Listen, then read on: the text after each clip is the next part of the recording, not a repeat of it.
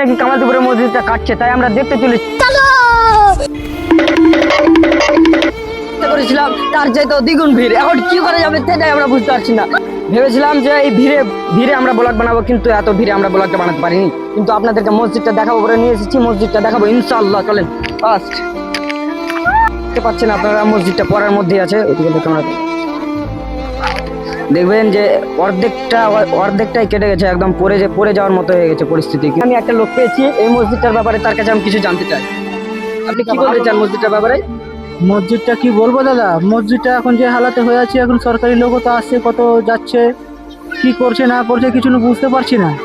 কিন্তু মসজিদটা এখন কি সিচুয়েশন আছে এটা বলতে পারবেন আপনি?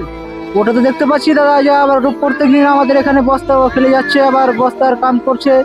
আর কামটা তো চালিয়ে যাচ্ছে, কিন্তু কিভাবে করছে না করছে সেটা যে কামটা চালাচ্ছে সেই বলতে পারবে ওটা কথা। আমাদের দেখার কাম দেখছি, বা কিছু বলতে গেলে তো আমাদের উল্টো বলতে ভেবে নেবে আমাদের কথা কোনো কানে নিচ্ছে না। আপনার নামটা কি? আলিয়াসগর। সরি, ব্লগটা অনেক লম্বা হয়ে গেল, কিন্তু তবুও আপনাদেরকে অনেক কিছু দেখাতে চলেছি। কন্টিনিউ থাকেন। সেন মসজিদটা পিছন দিকটা কত ঘপিয়ে আছে আপনারা দেখেন।